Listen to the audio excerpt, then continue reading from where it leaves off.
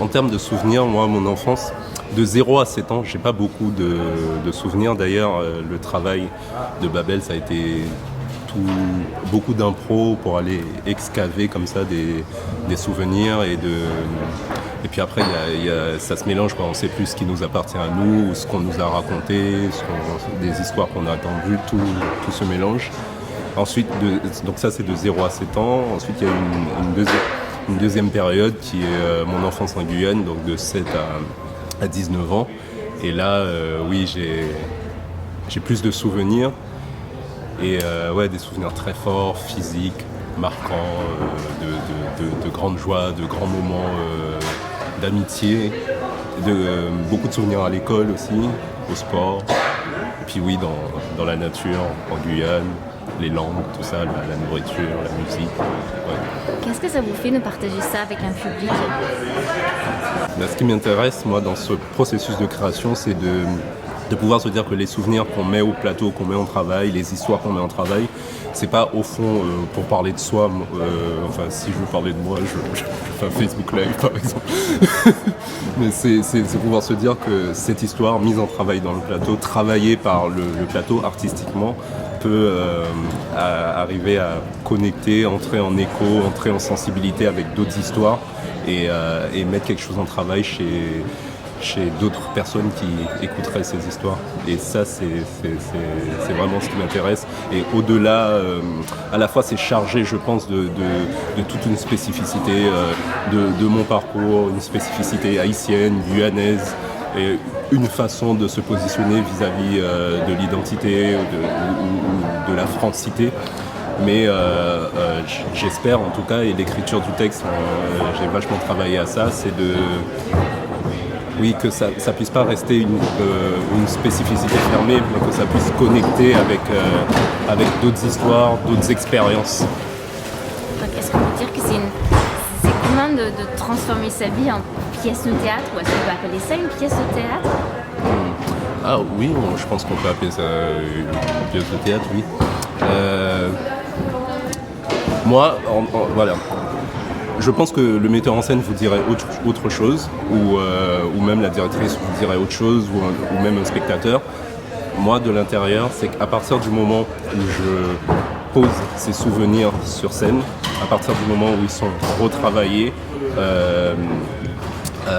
questionnés par la scène, réécrits, augmentés par de la fiction, coupés, élagués, pour moi, du coup, ça devient un récit qui n'est plus ma vie. Ça devient une version à partir d'éléments que j'ai fournis, mais qui n'est plus ma vie. Exemple, je jouerais, je sais pas, Hamlet, par exemple. En tant qu'acteur, j'arriverais en ayant complètement intégré le texte, les enjeux, les émotions. Et je pense qu'on pourrait se dire que, oui, voilà, là, on a vu un peu de la vie de l'acteur. C'est un peu le processus inversé dans le récit de vie. C'est en création, on emmène de soi, mais l'idée c'est que, pour moi en tout cas, c'est que ça ne reste pas dans une histoire de soi à soi, mais que cette histoire travaillée puisse devenir un propos, un objet artistique et qui ne parle pas que de soi. Vous faites allusion dans Babel Guyane à un magnifique écrivain et poète qui est Édouard Glissant. Ouais, Édouard Glissant, c'est une pensée fondatrice pour moi, c'est une pensée qui m'a construit, qui continue de me construire. Mais par rapport à ce que vous dites, moi il y a deux concepts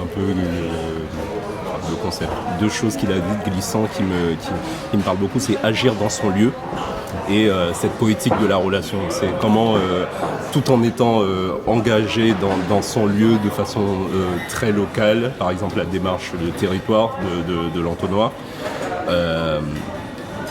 comment communier, oui, avec se mettre en relation avec d'autres régions du monde, d'autres aires culturelles et d'autres problématiques géographiques, sociales, historiques. À quel moment il est arrivé dans votre vie, Édouard Glissant ? On imagine un enfant, un adolescent. Comment est-ce qu'à un moment donné, il va découvrir ces poètes ? Oui, parce que ce qu'on a tendance à reprocher à l'écriture de Glissant, notamment ses essais, c'est qu'ils ne sont pas directement abordable. Donc il y a un travail de s'y mettre, quoi. Moi, Édouard Glissant, je l'ai d'abord découvert poétiquement. Avec la compagnie Le Théâtre de l'Entonnoir, j'ai d'abord commencé en faisant du slam. Et à un moment, on a organisé, d'ailleurs c'était pour le décès d'Édouard Glissant, on a organisé un vidé poétique. Un vidé,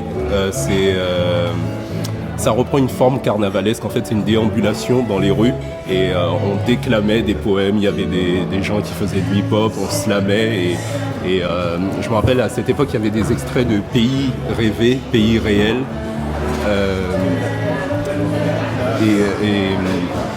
Et oui, ça c'était la première rencontre. Ensuite, j'ai beaucoup travaillé autour d'Édouard Glissant avec des amis qui bossent en politique culturelle et qui fondent leur action sur la pensée de Glissant. Geneviève Boutouli et Claude Paquin. Et après, moi, au TNS, on avait des récitals à faire. Et il y a eu beaucoup d'extraits de Glissant, mais comme de Léon Gontran-Damas, comme d'Aimé Césaire, que j'ai essayé de mettre dans cette liste de poètes qu'on avait à travailler. Et puis oui, par ailleurs, moi j'ai travaillé beaucoup sur Édouard Glissant, sur des projets. Il y en a un qui s'appelle Chevauché de la relation, l'autre une poétique nommée Relation.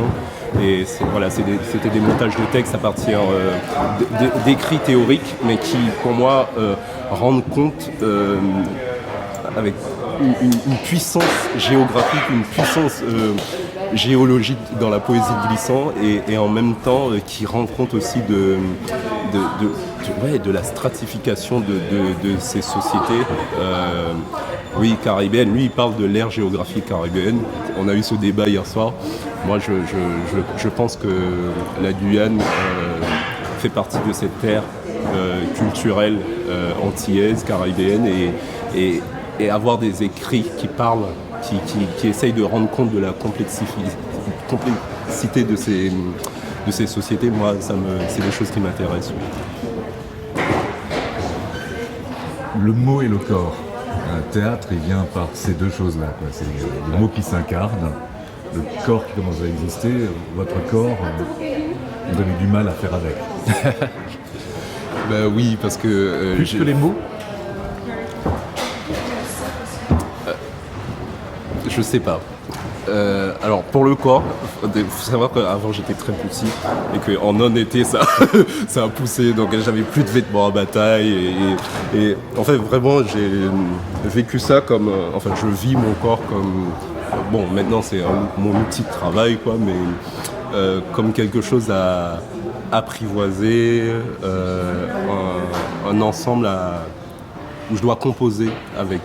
Et que c'est pas juste une embarcation ou quelque chose de détaché de moi, mais c'est vraiment ce qui me permet d'entrer en relation avec l'extérieur, d'autres personnes. Et les mots, je suis un passif de gros timide. J'étais bègue à un moment, mais bègue émotionnel, je dirais.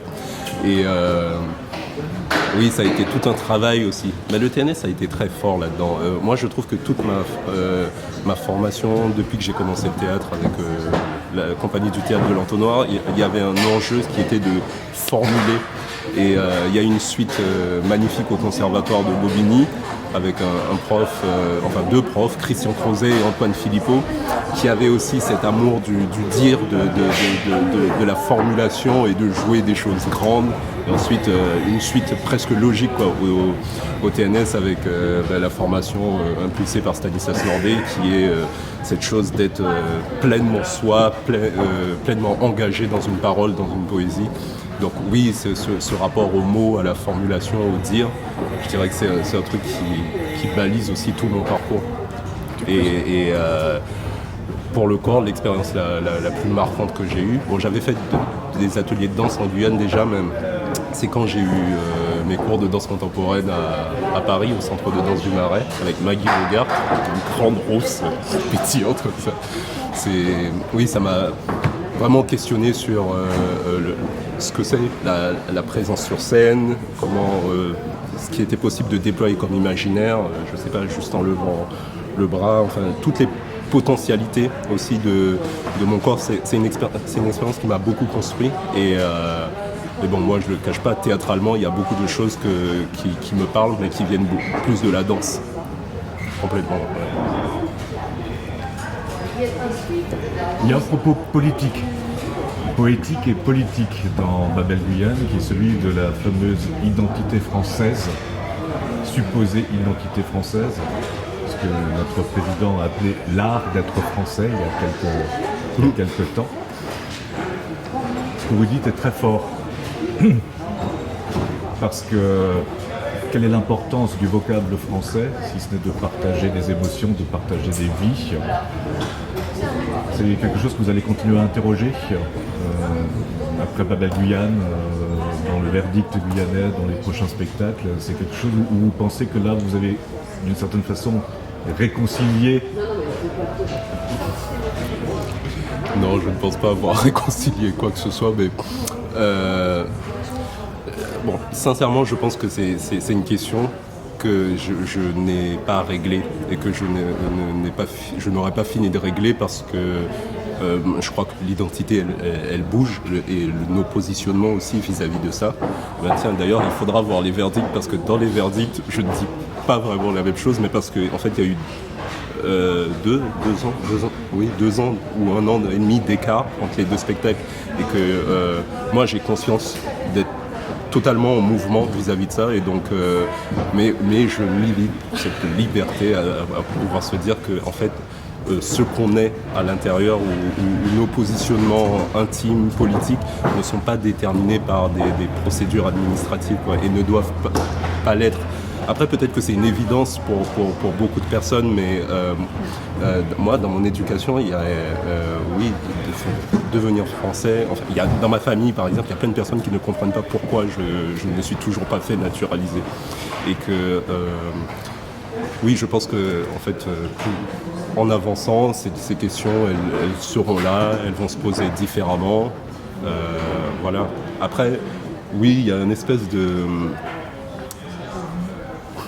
Comment dire, ce refus de naturalisation, je le dis dans le spectacle, ça a débloqué quelque chose parce que, au-delà même de la question de est-ce que tu es français, est-ce que tu es guyanais, est-ce que tu es haïtien, tout ça, c'est même éclaté ces trois critères-là. C'est de se considérer que ben non, en fait, je ne suis pas déterminé que par ces 3 choses-là et que voilà, je porterai en moi l'identité des lieux que je visiterai, que j'investirai. Voilà, et ça peut être la France ou le Pérou, je sais pas. Voilà. Qui êtes-vous, Roberto Jean? Non.